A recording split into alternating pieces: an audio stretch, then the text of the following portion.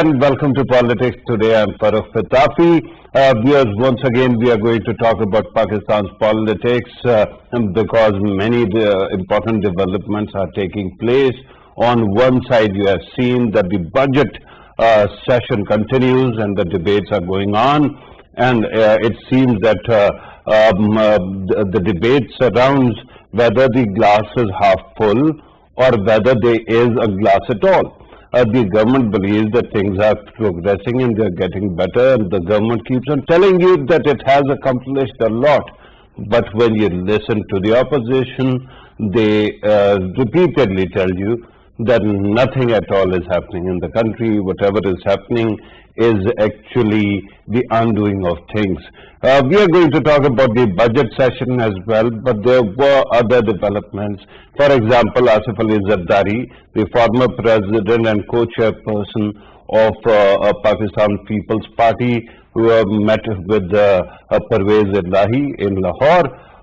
Now the media will also obviously tell you how important this meeting is. But when you look at the geography of it, that is also very significant. Remember that it was taking place in Bilawal House in Lahore, which is in Bahria town. And remember, the powerful forces that might be in Pakistan, especially a property developer, you have to keep it in mind that while these politicians keep on meeting and politicking, the overall geography is being decided by these powerful forces. Then, of course, is the question of electoral reforms that we have actually repeatedly pointed out in this program and discussed as well. And the Federal Minister for Information actually pointed out that essentially the voting right for the expatriates, the overseas Pakistanis, is the biggest challenge right now because opposition doesn't seem to be actually talking about these matters. We are going to talk about all these issues, and we are going to try to do justice to all of them. In order to help us understand these issues in the studio, I'm joined by Javed Jadoon Saab, who's a political analyst and senior journalist. Thank you very much, sir, for being part of the program. Ghazala Saifi Saiba joins us on Skype, who's MNA of Pakistan Tehreek-e-Insaf, and also she's going to very vocally advocate for her party's point of view as well. A third guest joins us. I don't know whether he has joined us or not. But Arif Chaudhry Saab, legal expert, will be, actually I can see his picture, so that means he has also joined us, and a constitutionalist and expert on legal matters joins us on Skype as well.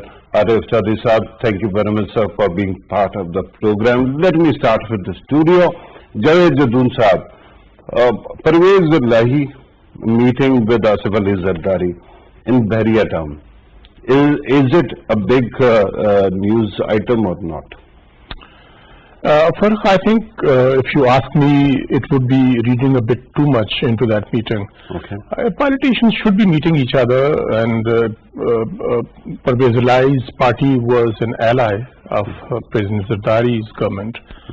And I think they had very good working relations, as well as was stated by Mr. Elahi as well. So details haven't come out. The joint statement only says that they discussed the political situation in the country and the parliament. And of course, he said that I praised Bilawal's maturity. Politically, he is very mature. The speeches he made in the parliament were very mature speeches, so on and so forth.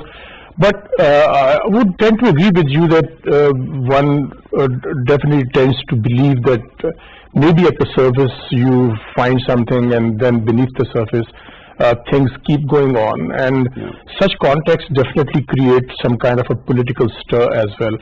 When there is a lot of acrimony, a lot of animosity between various political parties, particularly the PDM on one hand and the PTI-led government in Islamabad and in Punjab as well.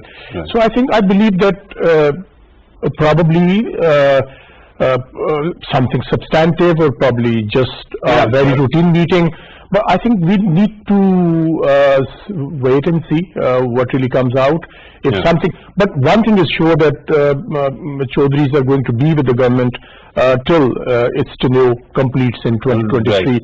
Beyond that, you really can't predict. One argument that is there is Asif Ali Zardari has gone shopping to Punjab, right? Because he sees that there is a possibility of his party actually taking back southern Punjab. So an alliance with the Chaudhurys might actually come in handy. This is one possibility. Secondly, I kept on hinting at the location. Mm-hmm. And in the past, whenever a chairman would be retiring, all of a sudden Zardari Sahab would go and meet Nawaz Sharif or somebody else, and after that somehow a candidate would emerge that would be acceptable to Asif Ali Zardari Sahab's big supporter in Bahria town. So is there a possibility of that sort as well? I think I would agree with you, because Zardari Sahab is a very, very shrewd politician, very subtle operator, and he does things which probably don't seem to be very important. But ultimately, I think Malik Riaz definitely is an influential person, a tycoon, and financier as well. But I think most importantly, Farrukh, People's Party is trying to revive itself in Punjab. Right. And I think he has given a hint as well that an important personality from South Punjab might be joining Pakistan People's Party. Let's see who that gentleman is or who that personality is. This might actually give us an added bonus in the discussion. We are going to talk about Southern Punjab as well, because we know that before every election, a small group actually detaches itself from the ruling party and joins another that eventually rules the country later. But let me bring in Hazala Safi Sahiba. Hazala Safi Sahiba, we have seen some remarkable scenes in this budget session. But at this moment it seems that while the government keeps on reminding the lawmakers that it is doing a lot for the country, the second argument or aspect which is being highlighted by the government is the importance of electoral reforms, and it seems that the opposition is not ready to buy in. Why do you think that is? Well, I don't know whether it's a matter of the pitafi for calling me for this program. I mean, electoral reforms have been a topic of discussion much before the PTI government came into existence, and it was the demand of these two other parties who are now sitting in the opposition, and more than these two parties who are sitting in the opposition, to have electoral reforms. So if the party in power, that is Pakistan Tehreek-e-Insaf, is asking for electoral reforms, exactly what they were asking for, I don't know whether this has become a matter of ego, but we cannot sacrifice the nation's whole system, which can actually bring a lot of solutions for the future elections, and also the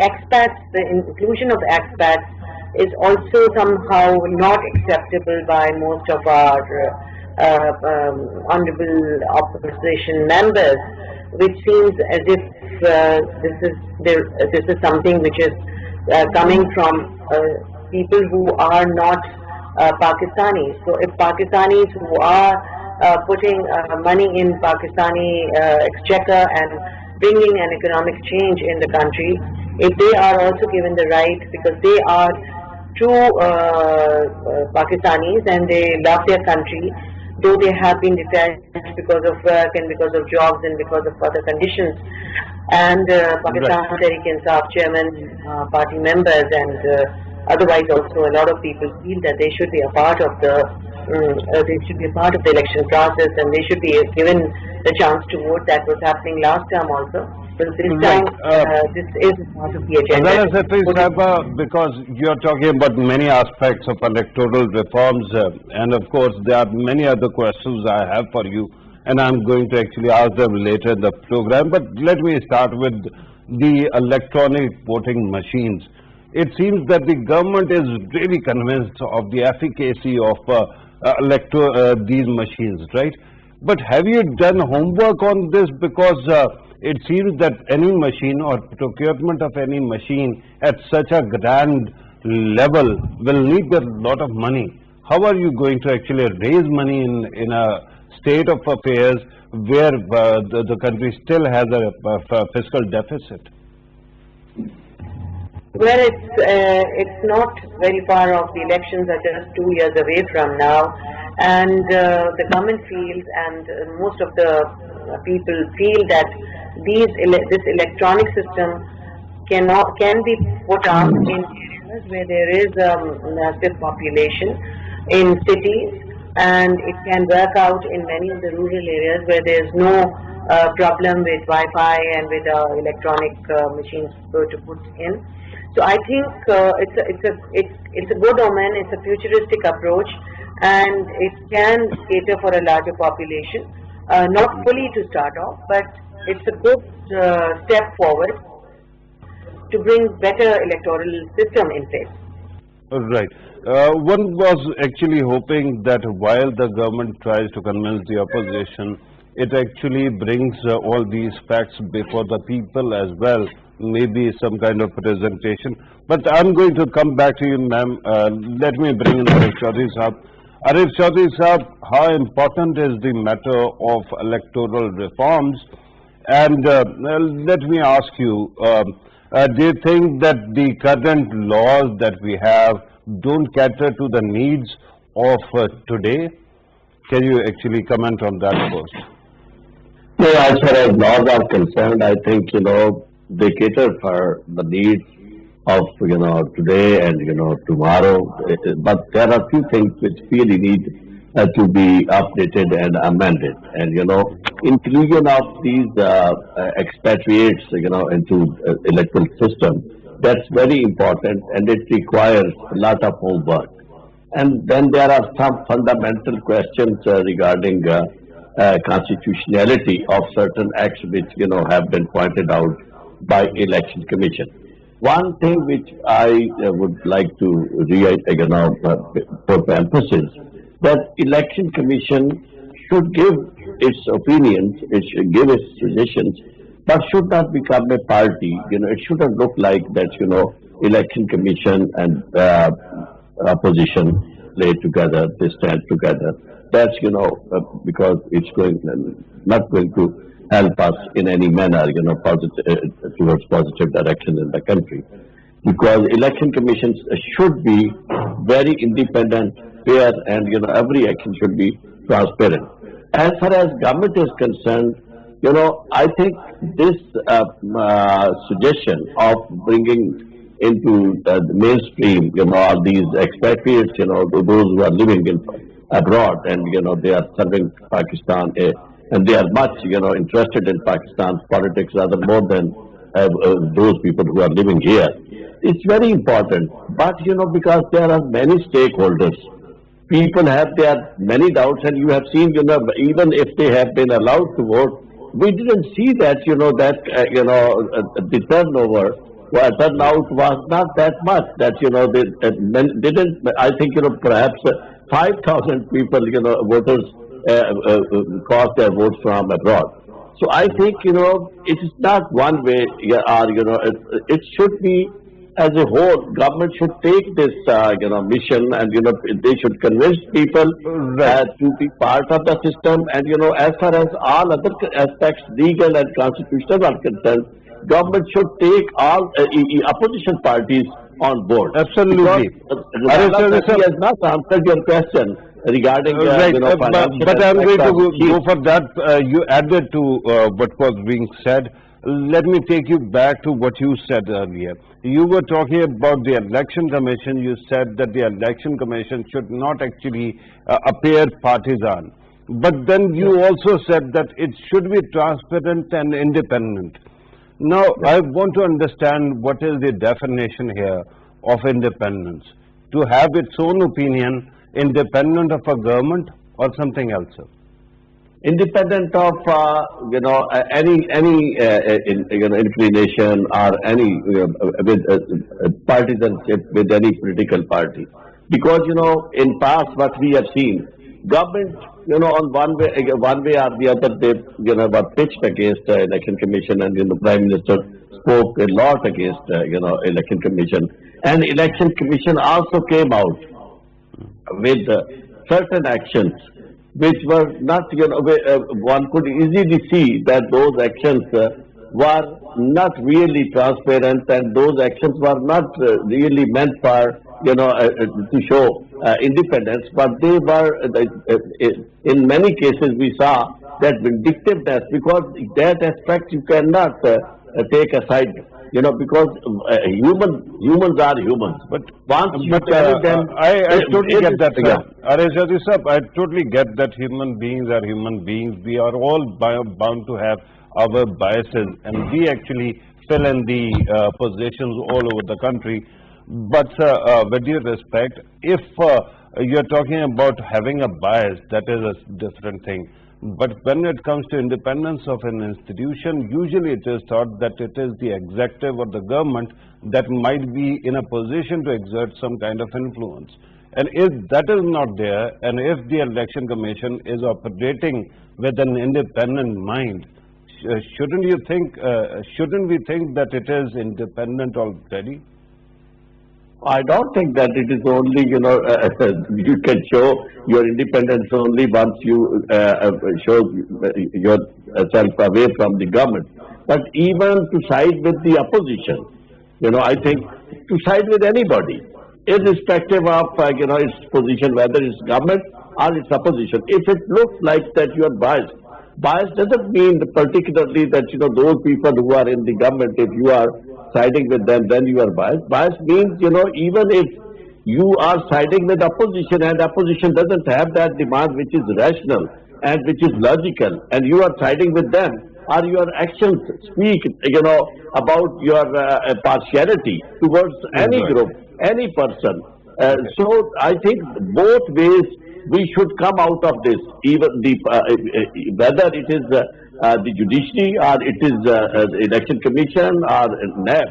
Everyone should show that he is loyal to the country, and he is whatever he is doing in the larger interest of the country without any political favoritism. Right, that is important, yeah. sir. That is important. Yeah. Let me bring the discussion back to Javed Jadoon sir. So far, we are talking about two things: EVMs and expatriate votes. But election commission and how it functions is also a broader context, right? It just emerged in this discussion as well. Why is it that for past 20 years, since democracy was nominally, at least at that time, restored in the country, and then it grew, we have been trying to fix election commission, improve upon it, and yet nobody is satisfied? Absolutely, Farrukh. I think electoral reforms shouldn't be confined to EVMs and the voting rights for the expatriates. Yeah. Because the whole system has become really questionable. Whoever loses the elections alleges that the elections have been stolen or rigged, and every loser is a bad loser in Pakistan, or this is how it is perceived to be. Yeah. And whoever wins always has the kind of a question mark, which becomes literally kind of a sword of Damocles over it, said that, well, elections were stolen, rigged. I think what is needed, Farrukh, is the holistic approach towards the electoral reforms. Right. I think our whole system has become questionable. Mm-hmm. We have talked in the previous programs as well that in most of the rural parts of our country, the voter is not even given the choice to vote on his own. Voters are literally herded to polling stations on the basis of the influential people's the kind of the clout they enjoy over there, and or perhaps people don't have commute, and whosoever gives them commute, they actually go and vote for them. In most cases, transport is provided. People are herded out of their houses and taken to the polling stations. And I think importantly, what Arif Sahab said, I totally agree that the number of votes polled in the favor of the winning candidates even few hundred votes are cast and the candidate is able to win the election and become part of the parliament, I think this is ridiculous. No, because but that is the first past the post system. no, but that is what we are talking about. The kind of reforms we need to introduce that. Proportional I think if there are 50,000 voters, eligible voters in a particular constituency, and because of the lack of interest of the voters, only few hundred are able to cast vote in favor of one or two candidates, and he is able to win and become part of the parliament. I think this is absolutely ridiculous. No, but because you need. This is what we are talking about. No. We need to change the system. I know, sir. But one argument is that this is the system which invariably has worked in most of the world. I mean, in the US, in UK, in India, umpteen other places where democracy has been stable, this system has worked. So why do we want to actually open the hood every 5 minutes and redo the entire system? But you said that the entire system has become questionable. Then you also pointed out that we are bad losers. So who is questionable? The system or the losers who refuse to accept the loss? I think, Farrukh, we can look at it both ways. Yeah. Even the political parties haven't shown the kind of maturity, and they haven't shown the kind of a spirit which needs to be demonstrated when you lose the elections. And secondly, of course, there are flaws in the electoral system as well. In the last 2 decades, if you only sort of spread our argument over the last 2 decades, every losing party in the past has alleged that elections were stolen and rigged, and they said that systematic rigging was conducted and we were marginalized, and even today Supercomputers were installed in the presidency. even today most of the opposition parties are alleging that the PTI government is a selected government and so on and so forth. What really happens is the people start questioning as well, because when you keep on alleging that it is a selected government or it is a government which has come into power because of the rigging or stolen elections, then you sort of create the kind of credibility issue as well as the people of Pakistan are concerned. And this is how you discredit the entire political system in Pakistan. So it goes in the favor of those who believe that Pakistan probably is not meant for parliamentary form of democracy. There is argument going on in the favor of presidential system and the parliamentary system. After 70 years, after 74 years, of course. Now we are going to actually bet on another horse. Let me go back to Azala Saiba. Azala Saiba, we were talking about your party's concerns also regarding the Election Commission of Pakistan. So at this moment it seems that once you actually pick the team that heads the Election Commission, you have to stick to it, right? If you are introducing electoral reforms and if you have genuine concerns about the Election Commission, shouldn't you also be incorporating your concerns regarding that into the bill that you are actually presenting in the Parliament? Well, we're ready to present the bills, and we did do that in the previous year. But somehow the opposition at that point of time was preparing itself to have some kind of they had an alliance and they wanted to come out on the streets and physically and otherwise wanted to finish off the government that is existing, that is of Peace Pakistan Tehreek-e-Insaf, which they were not successful in doing, and none of the public support they got to get their ideas be fulfilled. But somehow I feel, and the government and the Pakistan Tehreek-e-Insaf government feels that these reforms are inevitable and they will bring a complete change in the whole system. And like after every election for 6 months or maybe a year and a half or so, the party that loses is always complaining that there has been some kind of a rigging. And by bringing electoral reforms, we'll be able to bring a change no matter which government comes. At least there will be a complete justification of the results that come in the process of elections. And which will actually help people to look forward and to the new government. And even though the government do come into power, there is always some kind of a complaint coming from the other end. So I think that will also Can you, come to Fazala a halt. Sahib, can you qualify what kind of changes are you proposing in the appointment of election commission members? Because you said that last year they actually came up with a proposal and the opposition was not actually supporting the idea. What kind of mechanism change are you thinking about about the people who would be a part of the election commission. I was talking generally about the change in the election system, about the electoral reforms, and as far as the changing of the whole office setup of the election commission. I'm not talking about that. I'm generally talking about the election reforms, which the opposition parties have also been asking for from years. And now this is the time that we should all sit together and there should be a compliance from all sides to bring electoral reforms to have a better futuristic election results and acceptance to it, and have a better democratic system in the country. Right, ma'am. I remember that when Deska's result actually was cancelled and there were other elections, your party actually came out and criticized the election commission, right?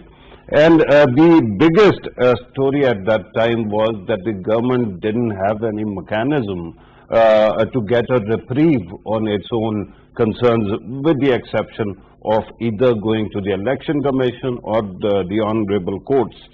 So one would have thought that your party would incorporate some concerns about that also into the system, given that the opposition is also complaining about RTS in 2018 and in other ways how the election commission operated, where there would be some kind of common ground. So at this moment, that is not a common ground you are exploring. Basically, to come to terms with reality that these are inevitable, and all the parties will now have to sit down. And if the government is taking, is going forward with some reforms, then they should also step in and help the government to bring those reforms, instead of completely boycotting it and rejecting the whole idea of election reforms. Right. Let me go to Arif Chaudhry Sahab again. Arif Chaudhry Sahab, one issue regarding expatriates voting is that in the past the method was that there would be a ballot box installed into the embassies or consulates and people would actually go and vote there. Now the proposal seems to be, or the idea seems to be, to actually vote electronically. Don't you think that there is a possibility of something might go awry in that process, and how to fix those concerns, sir? Pitafi Sahib, even if you want people to cast their vote through electronic machines, you need to have the supervision of staff which should conduct the elections, and without the supervision or superintendence of election staff, you cannot hold the elections, because electronic machines, if somebody comes over there and he has to push the button and he has to cast his vote, it's not that it should be open for all and there should be no control. Naturally, you need to have a system. There should be a control, and there should be somebody who should be supervising election. But one thing which I was listening, because everybody says that when election is conducted, after that election every party says that election was rigged and they were stolen.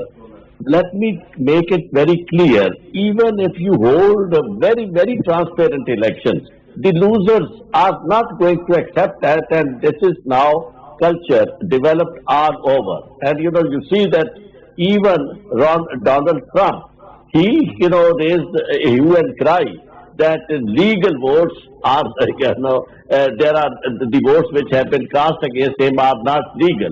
Legal and illegal votes, and then talking about rigging of election, and it is all over. But I think to be fair with the country and with the system, instead of thinking about changing the system, one thing which also should not be taken, should not lose our sight, that the constitution of election itself, election commission, that should be the main concern of the government and of the opposition, because if you cannot have a transparent system of selection of these people who are going to be the in charge of election, the chief election commissioner and the election commissioners, the members. So you cannot think of having fair, free and transparent elections. And you know how they are now selected? Only because the opposition and government, they give their own names. And those people actually... Here's a concern. I understand that your suggestion or your concerns come from a very good place. Let me remind you how this current election commission actually came into being. Usually, as laid in the law, it was the idea that the Prime Minister will approach or talk to the opposition leader and both sides will agree on one candidate. That didn't happen. The matter then went to a committee. Committee could not actually give result in time. Then it went to courts and then came back to committee. And in the end, this election commission was formed. Sir, when the political class and the two leaders, I mean the leader of the House and leader of the opposition, cannot talk to each other, do you honestly think that there is going to be some breakthrough in such...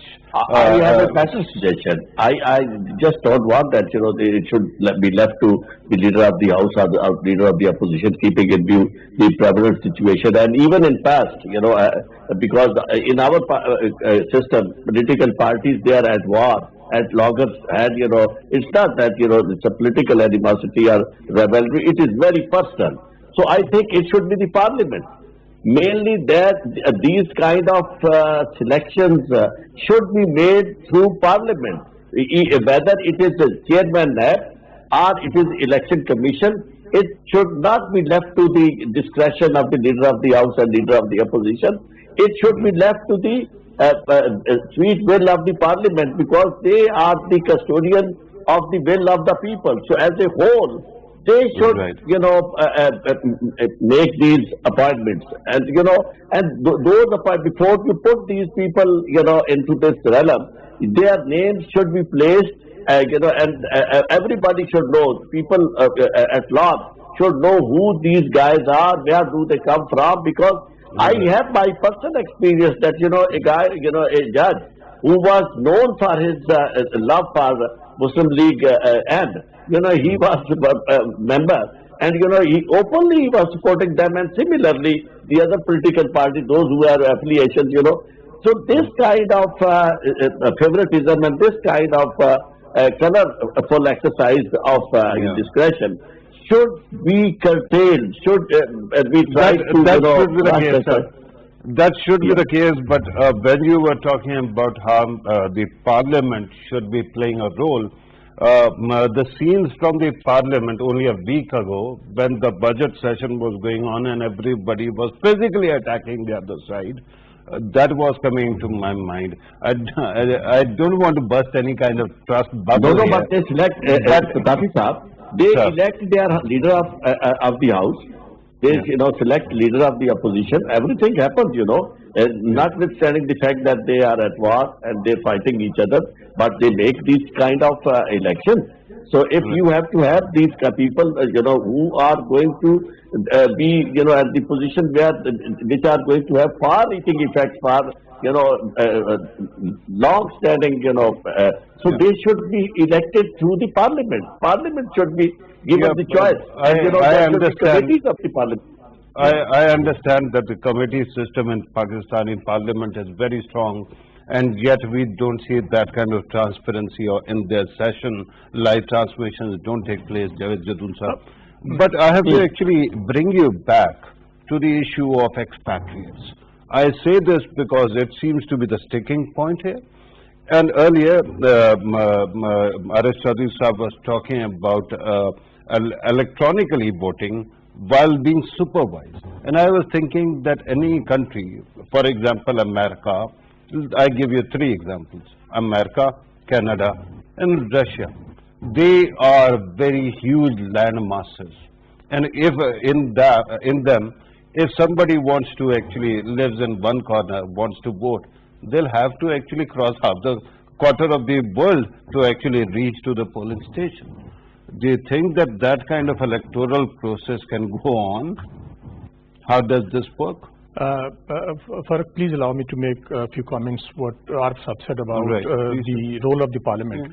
Farrukh, you can't do the cherry picking. If you want parliament to pick the chief election commissioner and the members of the election commission, then what about the judges of the superior judiciary? Yeah. What about the chairman NAB? I think if parliament is He the agreed on platform- Chairman NAB, No, but if but not the judges, and No, I it is think- going to be a no, bigger no, but problem. it has to be, as a matter of principle. If you want to give the power to the parliament, then I think power to the parliament should not be confined to only selecting or picking up the chief election commissioner or NAB. Judges, I think, should also be included. Okay. And coming to your second point, I think, of course, I think it's a very, very valid point you raised, because we are talking about EVMs, but we haven't considered the kind of difficulties one could face when you deploy the EVMs. In a country like Pakistan, where I think about 100 or more than 100 million voters, eligible voters, are going to cast their votes, and most of them, 60%, are living in the rural parts of the country. Their issue of knowing the technology and using the technology in a way that you don't make mistakes, the way even some of the parliamentarians we have seen in the recent past, they made mistakes and their votes were declared invalid because of the procedural issues or apparently. Okay. So I think, I think it's a very valid question that before plunging into this sea. Yeah. Logistics are a problem. Exactly. And I think even one of the programs you raised the point that machines, of course, are not going to be responsible for any kind of malpractices, but the people who are going to man the machines, they can definitely hack the system. They can create issues like we have witnessed in the past elections, last elections as well. I think probably government is getting into it a bit in a hasty manner. And secondly, and most importantly, Farrukh, no matter what kind of differences you have with the opposition, no matter what kind of reservations the opposition have about the introduction of the EVMs, you need to sit with them and you need to talk to them ultimately, because once you impose this system and the opposition doesn't accept that system, once again I think the elections results would be they would become questionable. That actually gives me a very clever question. Let me actually go to Azala Safi Sahaba. I'm told that we are left with 4 or 5 minutes. Azala Safi Sahaba, is there a possibility in coming days, given that the government has a lot of skin in this game, the government actually wants to actually go for EVMs, and cooperation from the opposition will come, of course, when the government is ready to tolerate the opposition and opposition is ready to tolerate the government as well. We haven't seen any meeting so far, even on the floor of the House, between the Prime Minister and leader of opposition. Is there a possibility of a chance meeting perhaps, between the leader of the House and leader of the opposition, even in the porch of the National Assembly or Senate? Well, I think the possibilities are not closed. The doors are not closed by the government, but as it is, you see, it's the third year that's coming to an end, and the opposition parties still believe that Prime Minister Imran Khan, who is the elected Prime Minister of Pakistan, they still call him the selected Prime Minister and make fun of him when he is in the Parliament, which is actually not acceptable by the party loyals, and that is which is stopping the derogatory remarks that the Prime Minister always took. To ease the tension, the opposition leader will also have to have some kind, because they come into the Parliament They give their speeches and they don't listen to the answers also and move back. So the whole environment will have to ease off from both sides. If you feel, Dr. Pitafi, that it's just the government's responsibility to bring them on the table, it is, but it is the responsibility of the opposition leader also to take his role seriously, because Right. he's also representing people. Right. He's not just he's in the parliament. There's a reason why I'm asking about reaching out. It seems that while the